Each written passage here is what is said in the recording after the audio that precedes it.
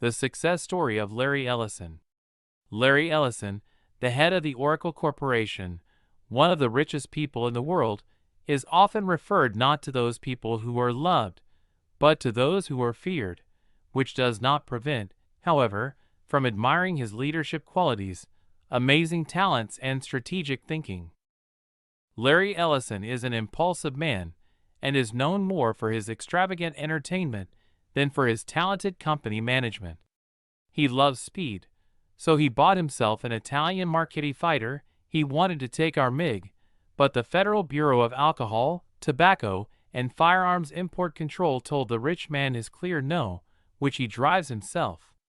He loves ships and himself owns several huge and most expensive yachts in the world, Sayonara, Katana. He wins various regattas on them. But most of all, Larry likes money. When you earn as much as I did, you don't know what to do with them. You can only spend a few $100 million if you don't try hard enough. Even after 10 million, financial problems disappear. If a person has 10 million, he is able to provide for his family and children. And I need $1 billion to maintain my standard of living. That's how it is. I need $1 billion. I started from scratch. My parents didn't have a cent. That's why I still remember that 10 million is a lot of money. I was poor, I became rich, and, to be honest, being rich is much better. Some say wealth did not make them happy. If so, give your bucks to me. I know what to do with them. Larry Ellison, his real name was Lawrence Joseph Ellison, was born on August 17, 1944 in the Bronx, New York. At 9 months old, he contracted pneumonia, and his unmarried 19-year-old mother, an immigrant originally from Odessa, gave Larry to be raised by her aunt and uncle. Therefore, it turned out that Larry did not know the name of his real mother until the age of 12. He first met her only at the age of 48. He found her a private detective, whom the billionaire hired to find out his childhood ins and outs. Childhood and youth of Larry Ellison. Larry's childhood was spent in a 2-room apartment on the south side of Chicago. Larry Ellison's adoptive father, Louis, was an immigrant from the Crimea, who took the name Allison to hide his Jewish origin. At first, Louis was a modest civil servant, but made a fortune in Chicago real estate, but lost it during the Great Depression. As a teenager, Larry was quite independent, with a difficult character, which often led to clashes with his adoptive father. After insults and verbal humiliation, Larry whimpered, smearing tears on his face, and no one, not a single person in the world, would see in this boy the future multimillionaire and founder of the second-largest computer company in the world. What else could Larry have heard from his father? Good for nothing, useless, stupid, who can never achieve anything in life. It's him, Lawrence Joseph Ellison, or just Larry. At school, continuous remarks and bad marks. At home, disobedience. In sports, well, except that in sports, Larry achieved some success. He played squash, hockey, especially loved volleyball.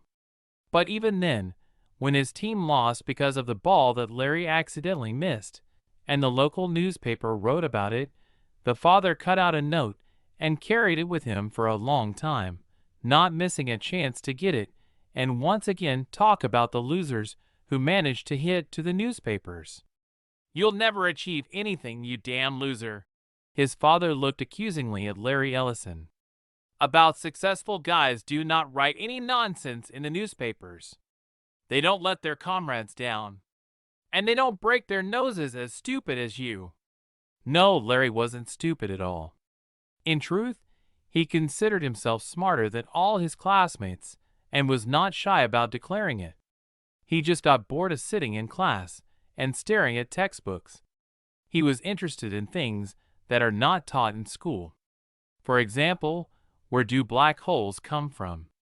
Or how spaceships are made? Or how human genes are arranged? He read avidly and himself came up with fascinating stories, such that school friends simply opened their mouths in surprise.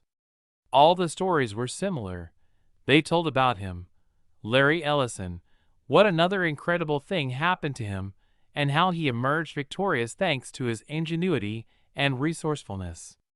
They seemed very truthful, even too much, but the friends still suspected that Larry was making everything up. However, they could never catch a friend in a lie. But the father, listening to his notions, frowned and repeated in a boring voice, "You need to go to school, study hard, otherwise you will not achieve anything in life."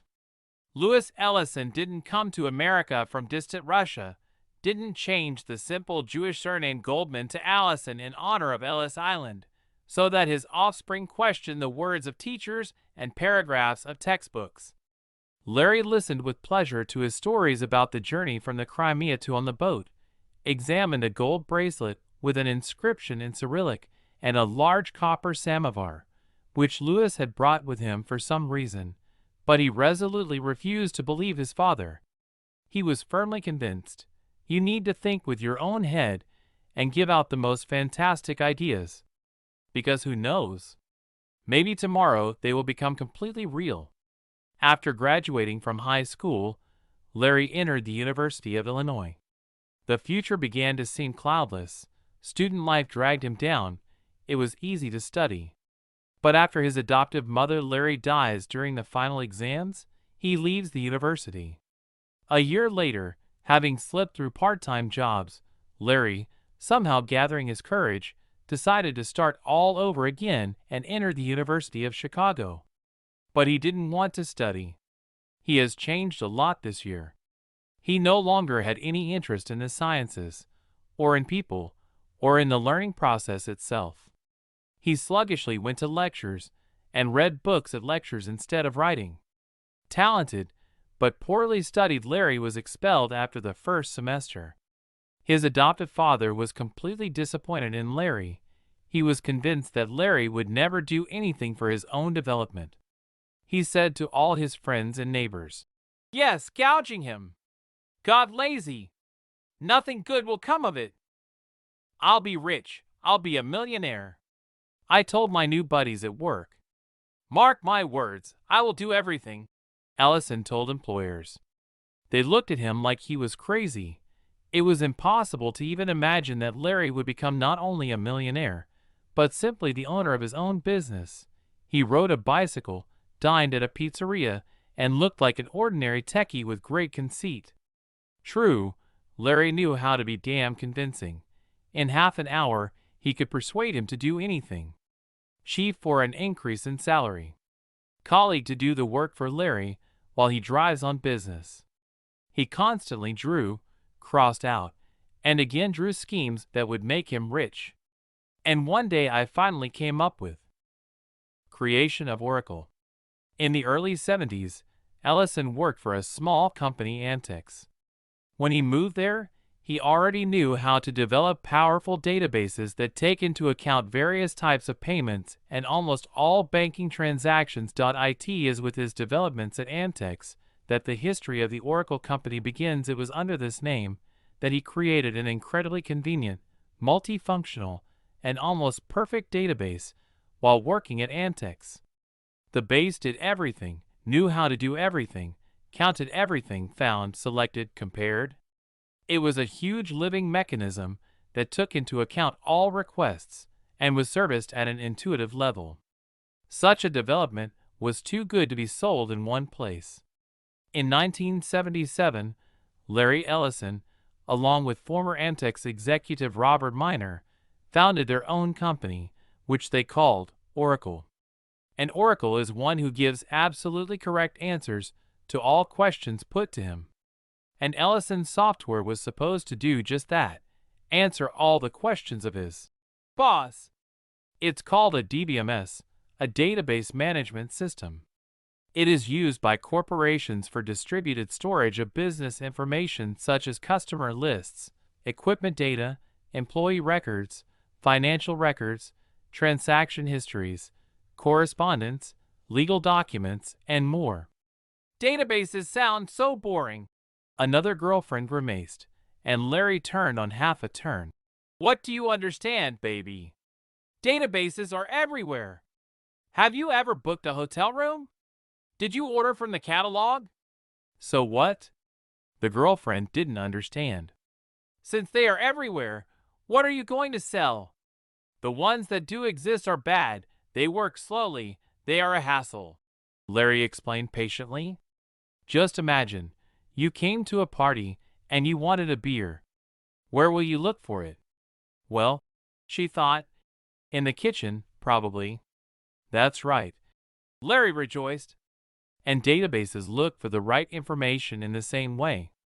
Or rather, you should look for it. But in fact, they search through the whole house, the living room, the bedroom. But our Oracle does everything as it should. It immediately climbs into the refrigerator. Good idea? Larry explained the same thing to his first clients. According to him, the new program could do mind-blowing things. Identify one supermarket chain that performs better than others, determine which type of cheese is the most popular in April in Florida, and so on. Oracle could process a bunch of different data, and therefore the CIA and the U.S. Air Force became the first customers.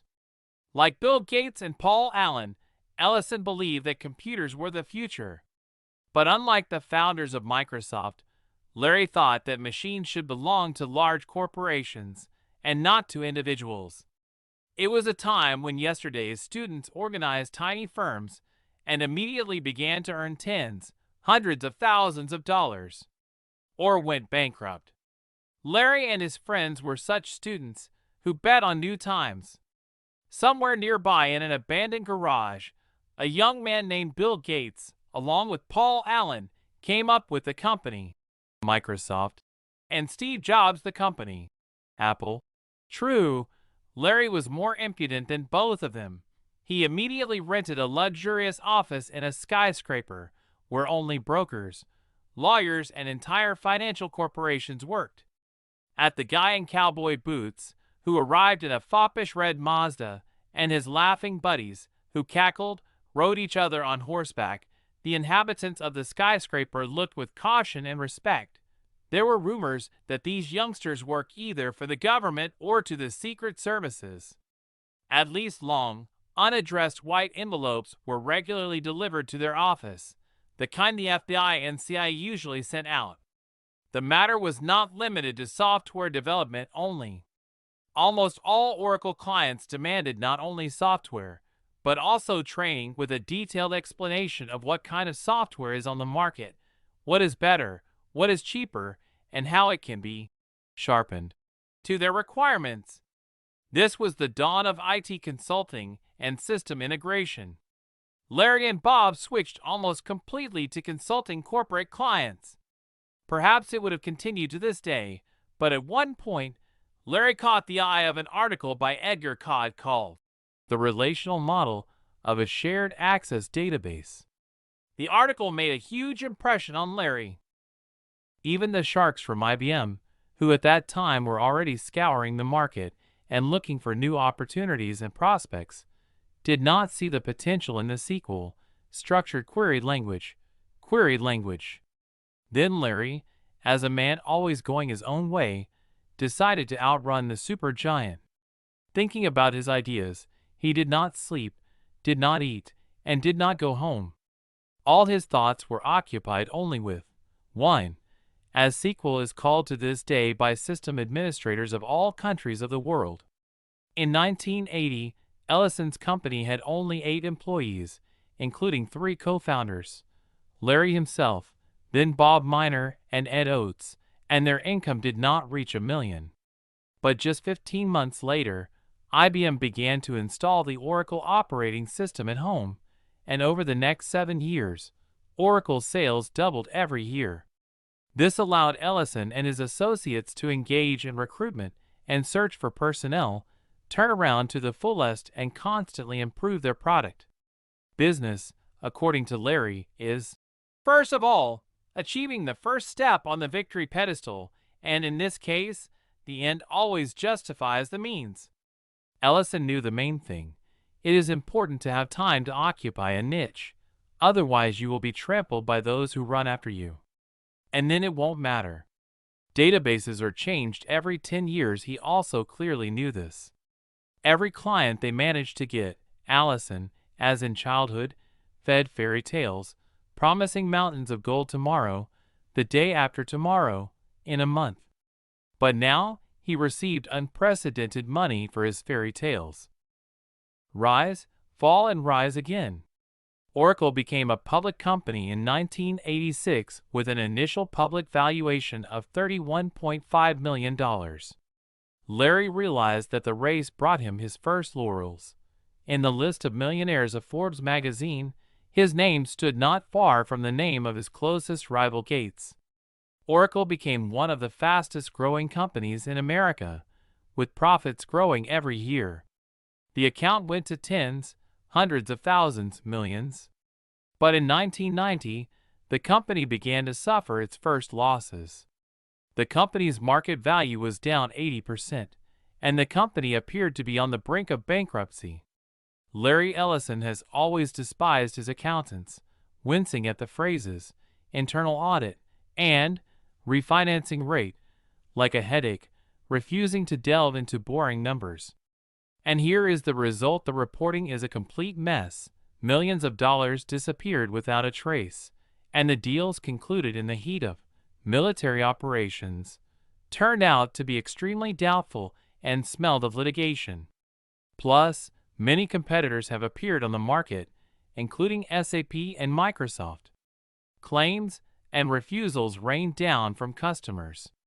Large customers increasingly preferred competitors' products. In just one quarter, the corporation lost $36 million. Larry, always smiling, never losing his optimism, at a press conference, holding the microphone with trembling hands, said, "We failed." So pale, detached, lost no one has ever seen him. A couple of weeks earlier, Oracle had opened a chic fitness center, and now, wandering through its brightly lit halls, Larry felt like the captain of a sinking ship. After his announcement, the value of Oracle shares fell by almost 5 times. His personal fortune was also melting before our eyes. In the spring he had $954 million, now $800 million less. Few people knew that the rich man Ellison lived in debt. A Japanese house, planes, yachts, Ferraris. He took gigantic loans for all his property. Now you have to sell the company, your favorite brainchild. And what? Some fat-bellied smart guy will come in his place.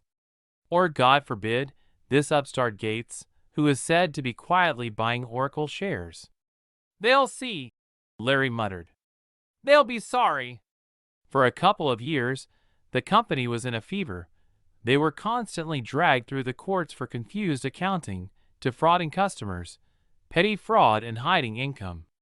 A total of $24 million had to be paid to the furious shareholders.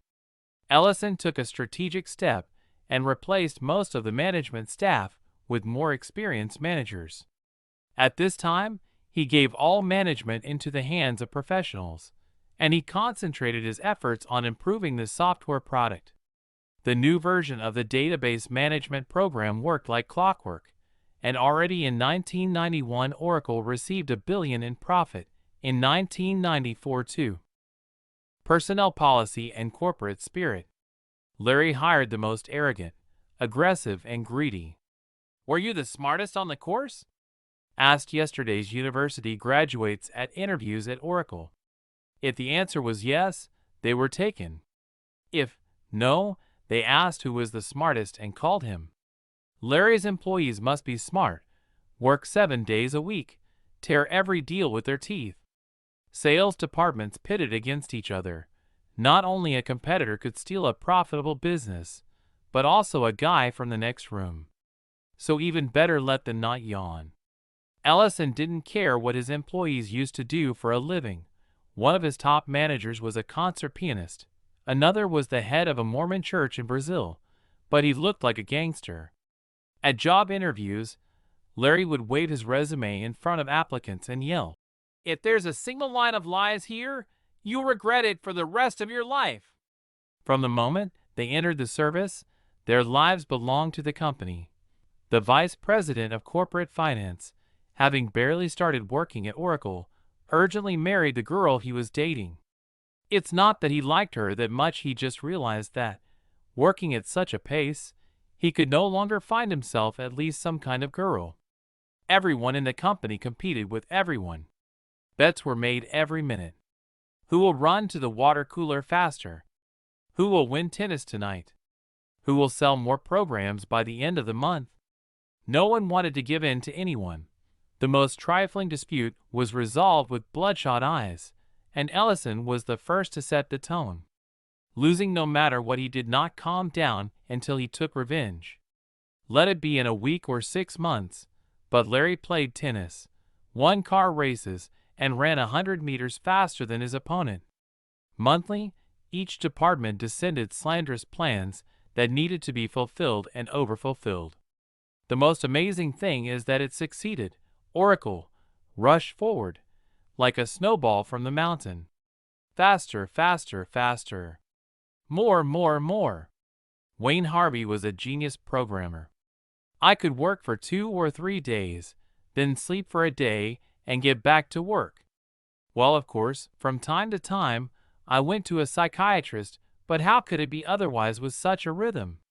He had to urgently put into practice what Ellison came up with and announced to the press, down to the most idiotic ideas, like the possibility of Oracle running on a Nintendo game console. Harvey lashed out more and more often, and one day he attacked Larry very aggressively right at a work meeting. Ellison soon transferred Harvey to another building and then fired him altogether. As a result, Wayne went crazy. He called his 13-year-old son to him and crushed his head with a shotgun bullet.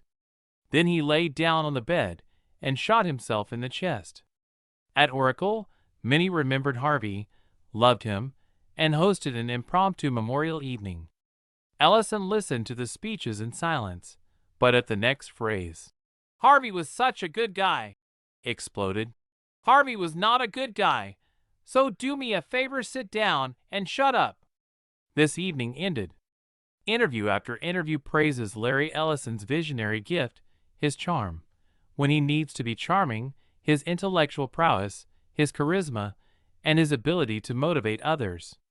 "If they told me that I could hire any Oracle employee, I would choose Larry," says Mark Benioff, entrepreneur, successful businessman, billionaire. "As an entrepreneur, I admire the fact that he manages to stay at the top for 25 years.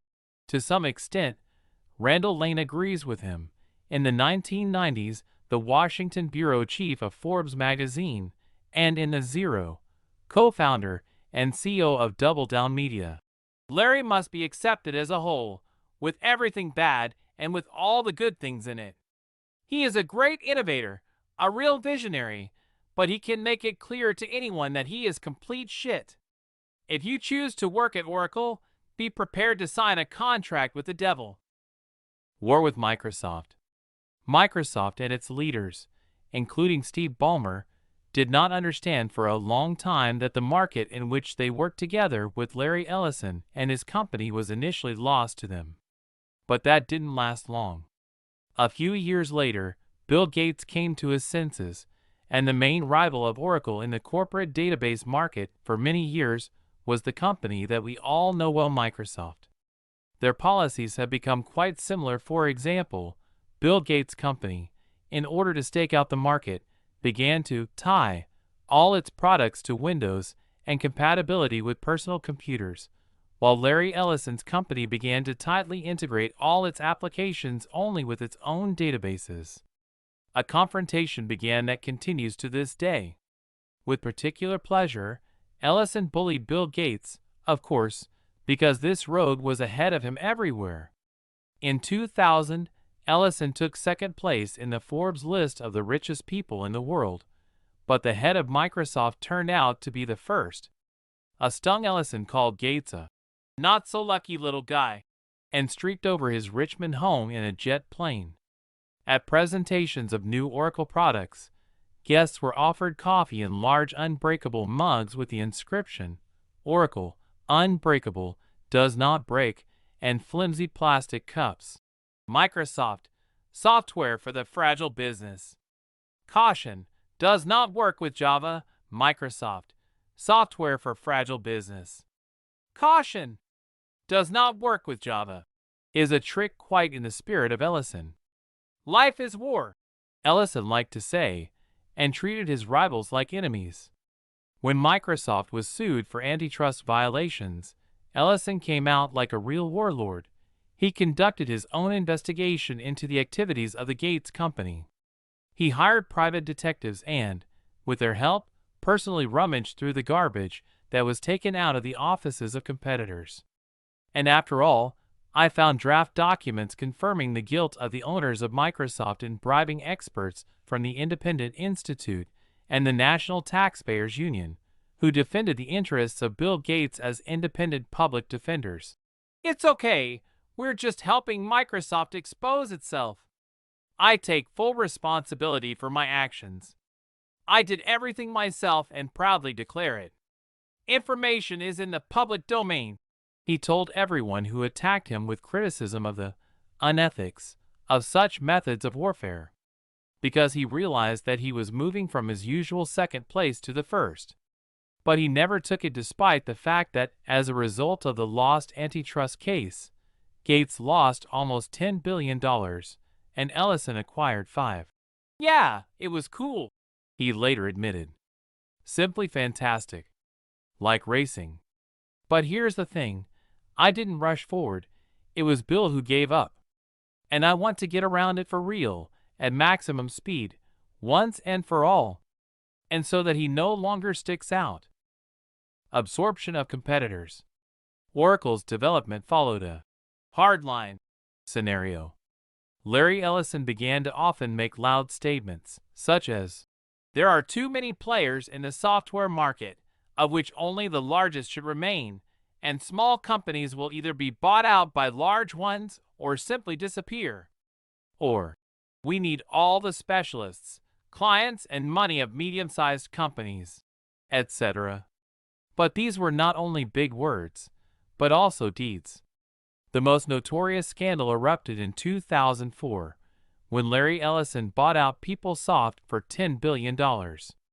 It was a large company with many developments and a large circle of corporate clients.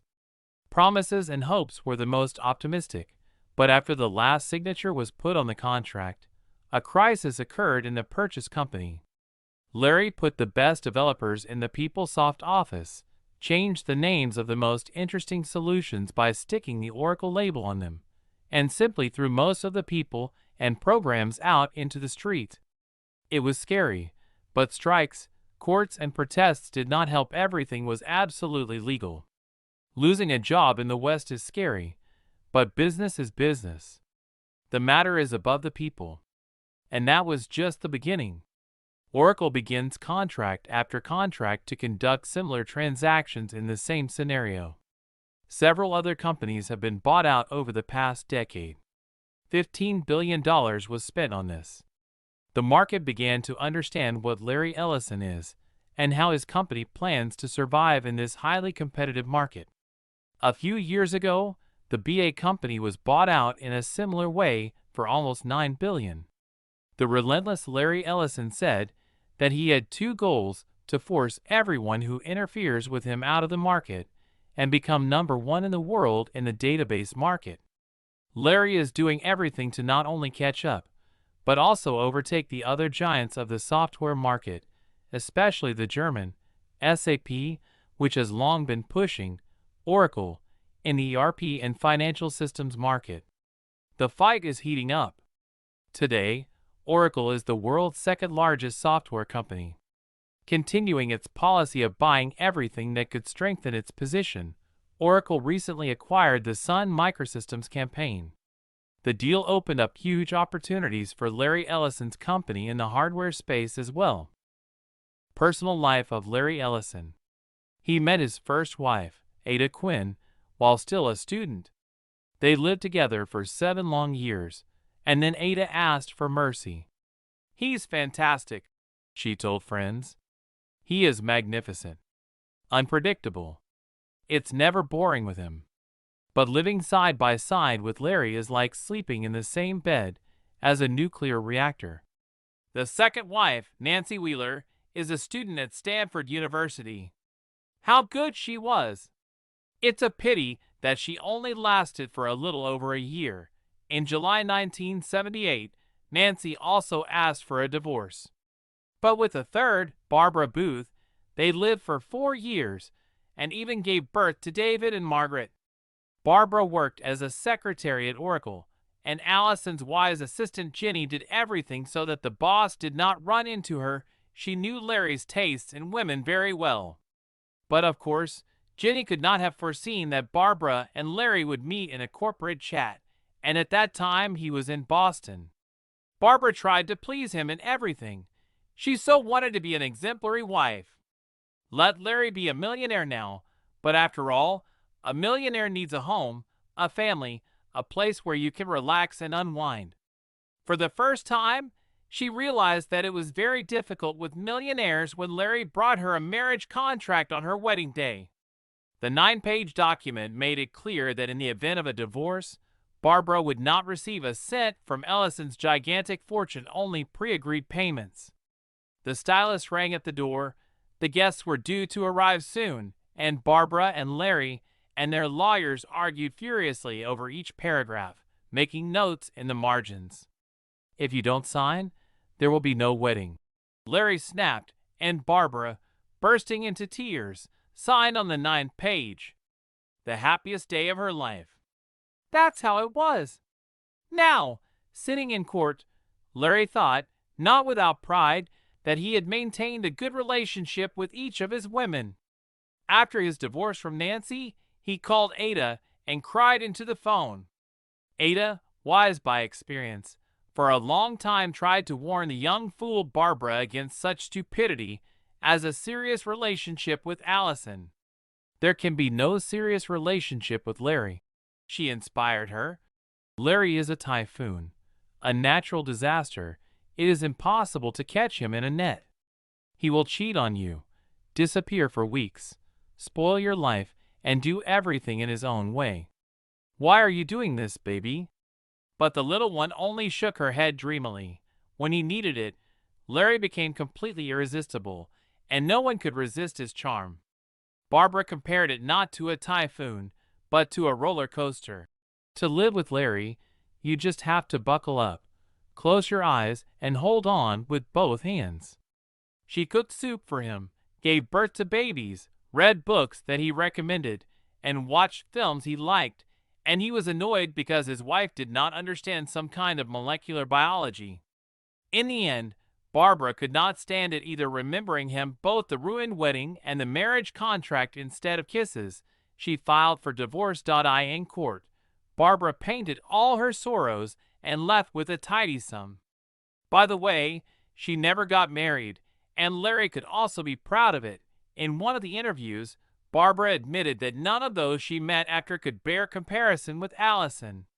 If such a contract could be concluded with every girl, Larry would not have gotten into a stupid story with this Adeline. Adeline, of course, also worked at Oracle and met Larry in the elevator that went up from the first floor to the 12th. The girl turned on all her charm and casually asked if she could take a ride in his famous Ferrari. Allison good-naturedly mumbled something indefinite and went to the board of directors, and when he returned, he found 2 letters in the mailbox at once, in which Adeline asked for forgiveness for, perhaps, too intrusive behavior. From what? Larry rapped back quickly. I will definitely go. And he gave a ride. Their relationship lasted several months, and Larry did not particularly hide the fact that he was dating 2 more employees. His list included female brokers and CFOs. He felt at home in the office. So why not? After all, it has absolutely nothing to do with work. One day, his assistant Ginny entered the office and asked what to do in such a delicate situation. The head of one of the departments is dissatisfied with his employee and wants to fire her, but she, by coincidence, is sleeping with the company's boss. Larry, without a moment's hesitation, replied that he should do the same as with anyone else, even if she had loved to the grave with her boss. even if she were his wife. Business is business. And then he picked up the phone and invited Adeline to dinner. Adeline's dismissal made a lot of noise. She raised a screech, smashed the keyboard, poured a glass of Coca-Cola into the printer, and then locked herself in the office. The security service had to storm the door and take the girl out by force. On reflection, she hired lawyers and sued. According to her, the evening before the dismissal, Larry invited her to visit and roughly forced her to have sex. She refused, and Mr. Ellison fired her the next day. For several months, the court examined this fascinating case. Their love correspondence became public. Barely holding back laughter, Larry explained that everything was fine with them that evening, and, after, they went to the cinema and watched a family melodrama. The main piece of evidence was a strange email sent to Allison from the address of Adeline's boss, Craig Crimsey. "I fired Lee at your request." Crimsey swore that he did not write anything of the kind, but the court did not believe him, and Adeline left the hall with $100,000, thinking that this would be the end of everything. She didn't know Larry Ellison well. As soon as the noise died down, he filed a counterclaim, accusing Adeline of fabricating evidence. She sent the letter herself to have evidence for the court, and sent a copy to a friend who worked in another building. Expensive technical verification showed that everything is so. Everything was thought out perfectly. Well, Larry always preferred smart women. But in any duel, he is used to prevailing. His ex-lover was convicted and sentenced to a year in prison for fraud, perjury, and illegal computer intrusion. She had to return the compensation she received. Evil must be punished. Larry triumphed on the front pages of newspapers. And so it will be with everyone. He was having fun again, thinking about the project of his $100 million Japanese village, which he was going to build in California. 10 huts, 500 sakura trees, islands, and 2 waterfalls. He finally climbed to the very top, and then suddenly felt cold and lonely. For many years, Ellison kept the company in a tight rein, not sharing power with anyone. As a result, he lost his last friends, quarreled with everyone with whom he started. His oldest friend and number 2 at Oracle, Bob Miner, left the company and died shortly thereafter. Women, it seems, have completely ceased to trust him. Yes, and he was afraid to trust them, and suffered terribly from this. Once Larry even came to the Oprah Winfrey Show and explained for a long time which girl would suit him. In 2004, Larry Ellison announced that he was selling most of his shares, resigning as chairman of the board of directors, for the first time in his life giving the opportunity to lead another. At the same time, an $11.9 million shareholding was given to a woman who had nothing to do with Oracle, 34-year-old Melanie Kraft, a writer of women's novels. The public was in shock, wondering what this restless cunning man was up to this time. After a pause, the 59-year-old Ellison announced that the gift could be considered a wedding gift. Yes, he was getting married for the 4th and, God forbid, the last time. According to the criminal laws of California, a third-time stumble is already a recidivist, Larry explained, laughing. But I hope they give me another chance. Immediately after the wedding, Melanie Kraft released a romance novel based on her experiences. The story in it is about a woman who is trying to marry a billionaire playboy, whom no one has yet been able to subdue. Secrets of Success and Personal Qualities of Larry Ellison. Of all the powerful technology companies that grew in the late 1970s and early 1980s, such as Microsoft, Apple, and Sun Microsystems, Oracle remains the closest to its entrepreneurial roots. The main credit for this goes to her charismatic leader, who manages the corporation as if it were still a startup, always staying at the center of events and personally making decisions on everything from developing an advertising campaign to hiring, or, more likely, firing managers. Larry is a classic entrepreneur, delving into all the details of the company. says Tom Siebel. From the very beginning, Larry took responsibility for all decisions made, controlled the activities of the board of directors, authorized the signing of every major sales contract. Siebel recalls that in 1985, when Oracle had sales of less than $20 million, its CEO predicted that the company would be making at least $100 million very soon. Did not leave efforts, and were soon generously rewarded. Even today, with about 50,000 employees at Oracle and staggering sales figures, Ellison's emotional impact is enormous, especially in those cases when a large format image of its executive director appears on the screen of the company's exhibition stand, and at this time, he himself rises to the stage. Larry Ellison is a real actor.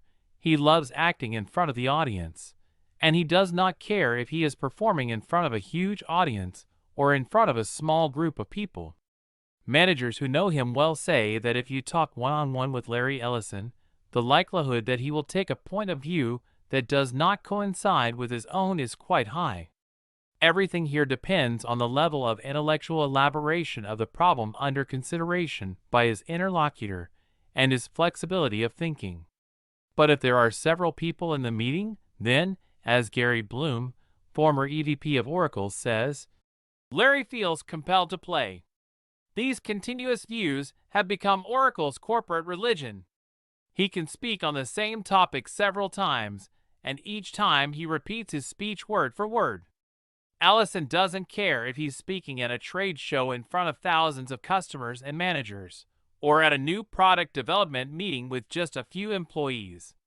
One of the drivers of their success, Larry and other Oracle managers consider innovation. All business applications of the company can be used via the internet, which is very important today. From the pages of its website, Oracle declares that they do not intend to stop there and look to the future with confidence that they will soon become the world's leading company in the field of middleware and applications. Larry sells his products and services every day. He is a brilliant negotiator and a talented top manager. The tenets of the Oracle religion, according to its chief theologian, Larry Ellison, are as follows. 1. We have the most advanced technology. 2. Our competitors will never catch up with us. The cursed competitors are named again and again.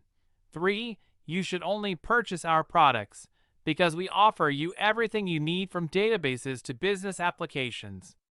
No one has the right to outshine Larry Ellison. Anyone who tries to do so is immediately shown the door.